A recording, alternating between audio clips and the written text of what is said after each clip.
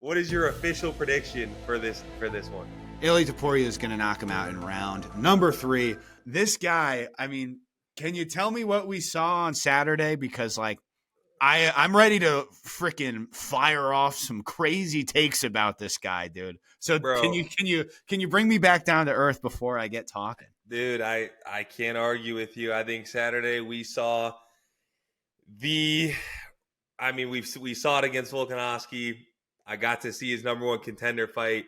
This dude is, I'm telling you, he's a top 3 star in the sport today. I'm telling you right now, there's something about like this dude. I don't know. I'd like to actually learn more about his like story, like in Spain and Yeah. stuff. Because, bro, I'm telling you, like when we went to the fight, like his if this was a fight night against Josh Emmett, and like, bro, it was if like LeBron James was fighting. Like it was like these people like they all wear all black. Like it's all Ilia. They're screaming Hitler, bro. When he's coming out, it's like, dude, the entrance he had, I've literally watched 35 times already on my phone, bro.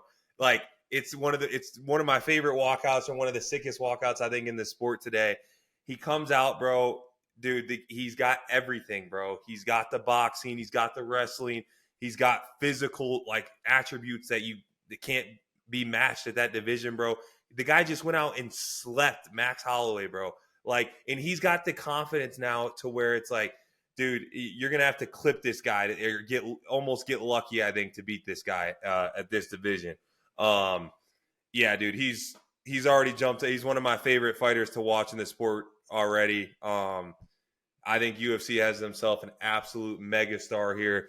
And yeah, bro, I think we saw it on Saturday, bro. What an impressive performance from the get-go. Came out like, bro, not that he didn't respect Max, but he knew basically like, yo, this dude can't really hurt me with his hands. He knows, dude. He knows the power he has, bro. This guy's got like Tank Davis one punch KO like I'm telling, if he goes to lightweight, not that I'm not saying he's going to beat Islam, this and that.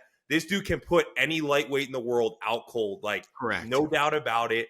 Correct. And dude, I just think you're seeing the confidence. Like from the get-go, he stepped in the pocket and was like, I'm gonna take some to fucking land some on Max all night long. He knew he was gonna land it eventually, bro. And bro, there was a left hook he landed, I think, in the first or second round that didn't rock. It might have hurt. I'm telling you, I think it hurt Max, but he would never say it. Yeah. Bro, the guy's got just unmatched power, untapped potential, bro. What a future for this division in this sport, bro. What's your take on it? Well, I think just speaking of the one punch knockout power, like I think he's the best boxer I've ever seen in the UFC. Like that's 100%. not a crazy take. People have called Holloway that. Dustin Poirier is a better boxer than Max Holloway. I've always said that. Obviously, McGregor at his peak, like he actually went and boxed. But like, dude, that guy's hands, like Bro. it's the combination of power and precision, right? Because that's what we always said with McGregor. It's not this overwhelming power. It's the precision. It's the accuracy. It's the speed. Topuria's got it all. Like Hebs, he's the one guy in this sport of MMA. I'm not kidding. If he went over and fought like a big boxer at his weight class, I would truly say he's live in the fight. Like he's got a legitimate chance at winning that fight. Yeah, but in even a boxing like match. I like, dude, I can't even put together a sentence right now. Like I'm watching all these breakdowns since the fight happened because one thing I'll say, and I'm sure you agree, Max looked great. I thought Max looked great in the first 2 rounds. Now they're saying, it might have been 2-0, which we could get into in a second, but I thought it was clearly Max the first round, Ilia the second round. Very clearly to me. And Max looked good. Max came on strong at the end of the second, but Max clearly won the first in my eyes. I thought he looked great. I was fired up watching it because I'm a fan, as everyone else is. I was fired up watching Max Holloway look like that. But as you said, man, this guy was not respecting his power because a lot of these guys at 45, I think it was the same with Volk. Volk and Max don't have one punch knockout power. They don't really have any punch knockout. Like even the accumulation of damage usually ends up in a decision. they, they certainly don't have whatever's in Ilya's hands to just flatline you with one punch.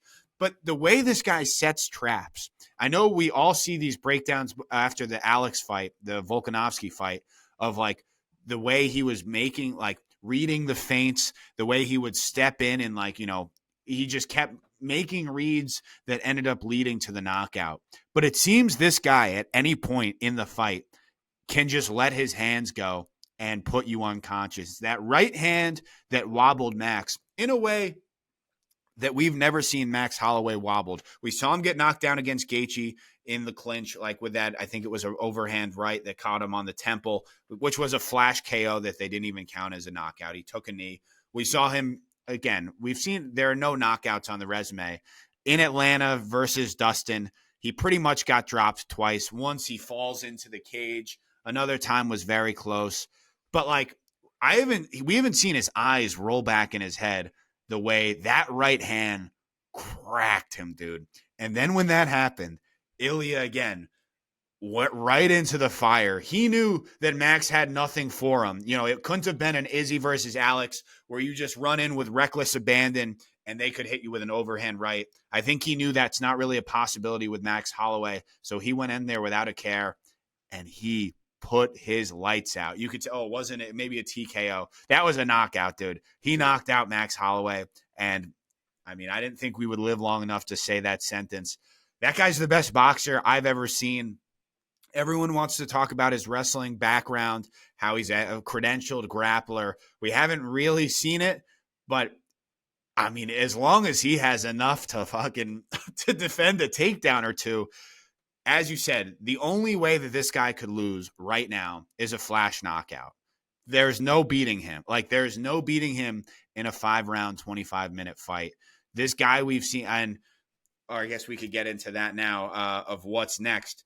Interesting enough, the one character at 45 in the, somewhat title picture, top 10, that has any chance of doing that is who, in my opinion, should be next. Not the character who walked into the cage, and I thought that was an absolute disaster. I love Alexander Volkanovski. Love the guy. One of the best fighters I've ever seen. One of the best guys in MMA that we've ever seen. What a fucking legend he is. No thanks. I don't need to see that fight. And I didn't like how, and it was respectful and everything, but bro, you didn't have to, it was also too respect. Again, yeah. Volk is that guy, dude. Volk, it seems like maybe the nicest guy on the roster right now. He was it seemed like he didn't even want to be in the cage. I don't know whose decision it was. I just heard an interview, him talking about it, where it seemed like he wanted to be. He was the one who wanted to be in the cage. Yeah, no, I saw that after the fact of him saying I wanted to go in. But did you not get that vibe? It seemed like he went in there and he was like, no, have your moment, have your moment. And then they were both paying each other respect.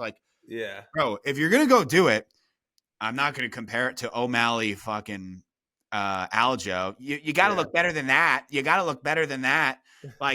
At least something. And also that has to be in a spot where it's a clear number one contender. That has to be Hamzat gets in the ring when DDP flatlines Sean Strickland in the 4th round, calling that now. When that happens, that's when you see that guy, he's definitely next. We've seen it, Izzy DDP. We've seen it times like that. I don't see why Volk is next right now. Am I crazy? Yeah. No, I agree with you, bro. It's almost like Dana and the matchmakers, they show him, they don't want to they want to give him the opportunity because of what he's done for them and taking all those fights on short notice, whatever. But it's bro, at the end of the day, dude, Volk doesn't put people away, bro. And you're going to go 5 rounds and not get caught. We'll see, bud. We'll see. I'm honestly, as I'm saying this, I'm getting kind of sad thinking about that as a possibility. I don't want it for multiple reasons. Even if I hated Volk, I still wouldn't want the fight. I don't think that is the fight to make. The guy has lost 3 out of 4. The guy has gotten flatlined in the 1st and 2nd round of his last 2 fights. I don't want to see it because of that, because I don't really think it's a great fight. but I also love the guy. And I really, really cannot take him getting knocked out for a third time in a row. Man, one of the greatest fighters I've ever seen. I think maybe like a top 10 to 12, 15 fighter of all time, maybe. I mean, he had a pretty dominant reign. But man, I see the UFC, he has done them a lot of favors.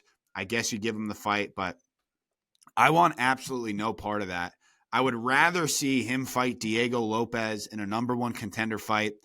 I think you could just give Diego Lopez a title shot. Dude, no, I agree with you on that, though. Not that part. I think you do Volkanovski versus Lopez for a number one contender spot, in my opinion. But I think it's too, like, Volk is not going to take that. Remember, he kept saying, like, after Diego, he's like, yeah, maybe we do, like, me versus Diego for, like, an interim belt, like, which, like, there's no Ilia. I don't think, well, that's another thing we could talk about, is Ilia versus Islam would be, like, utter madness.